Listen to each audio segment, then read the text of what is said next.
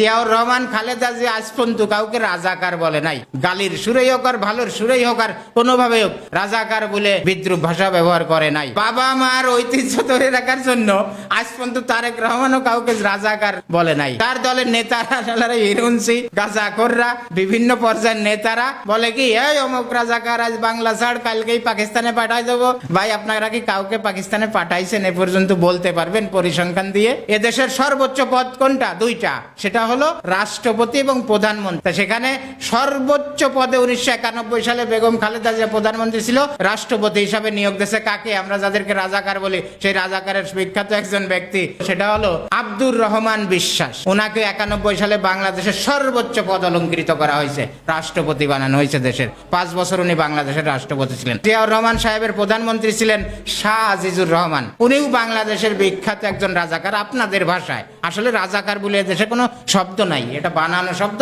আওয়ামী লীগের বানানো শব্দ, ওই চেতনা ব্যবসা করার জন্য বানানো একটা শব্দ। রাজাকার বলে কোনো শব্দ দেশে নাই। রাজাকার বলতেন আব্দুর রহমান বিশ্বাসকে, তাকে খালেদা জিয়া প্রেসিডেন্ট বানাইছে। আব্দুল আলিমকে মন্ত্রী বানানো হয়েছে। জামাতকে সাথে নিয়ে 91 সালে সরকার গঠন করা হয়েছে, তাদেরকে মন্ত্রণালয়ের মন্ত্রীর দায়িত্ব দেওয়া হয়েছে। তো এখন ওই সব সময় সব ভালো লাগছে, এই জন্য জিয়া খালেদা জিয়ার মুখ দিয়ে আজ পর্যন্ত কাউকে রাজাকার বলা হয় নাই। কিন্তু তার দলের নেতা কর্মীরা, মূর্খ নেতারা বিভিন্ন জনকে রাজাকার বলে ট্যাগ দেবে, রাজাকার বলে গালি দেবে, পাকিস্তান পাঠায় দিচ্ছে। এই পাকিস্তান পাঠাইছেন আজ পর্যন্ত কেউ কাউরে?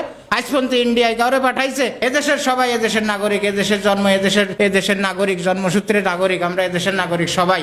কোথায় রাজাকার, কিসের মুক্তিযোদ্ধা? সবাই আমরা এদেশের সন্তান। আমরা এই বাংলাদেশটাকে ভালোবাসি, এই বাংলাদেশের নাগরিক আমরা সবাই। দলের প্রতিষ্ঠাতা, দলের প্রধান, দলের সেকেন্ড ম্যান, তারা আজ পর্যন্ত বলতেছে না কাউকে রাজাকার রাজাকার। আর আপনারা নেতা কর্মীরা ও মুখ রাজাকার, ওরে পাকিস্তান পাঠায় দাও, এত সহজ না। এইসব কথা আর বললেন না, এত দলের ভাবমূর্তি নষ্ট হয়। শহীদ রাষ্ট্রপতি জিয়াউর রহমানকে অপমান করা হয়, দেশ নেত্রী আমাদের প্রিয় নেত্রী খালেদা জিয়াকে অপমান করা হয়, এবং ওনার সন্তান যাকে আমরা ভবিষ্যৎ কান্ডারি বলি এই তারেক রহমান সাহেবকে অপমান করা হয়। জিয়ার সৈনিক বলে স্লোগান দেবেন এবং তারেক রহমানের সৈনিক বলবেন, খালেদা জিয়ার এই আস্থাভাজন বলবেন, তারপরে আবার একটা মানুষকে রাজাকার বলবেন, যেটা আপনার দলের প্রতিষ্ঠাতা বলে নাই, যেটা আপনার দলের নেত্রী বলে নাই, যেটা আপনার দলের সেকেন্ড ম্যান আগামী দিনের কান্ডারি তাই সে বলে নাই। আর আপনারা যাকে খুশি তাকে রাজাকার বলবেন, রাজাকার পাকিস্তান পাঠায় দেবো, এত সহজ কথা। এই কথা বলেন না, এতে দলের ভাবমূর্তি নষ্ট হয়। আপনারা যাদেরকে রাজাকার বলেন তাদেরকে নিয়ে তারা চলছে, তাদেরকে এই রাষ্ট্রের সর্বোচ্চ মর্যাদা দেওয়া হয়েছে, রাষ্ট্রপতি বানানো হয়েছে,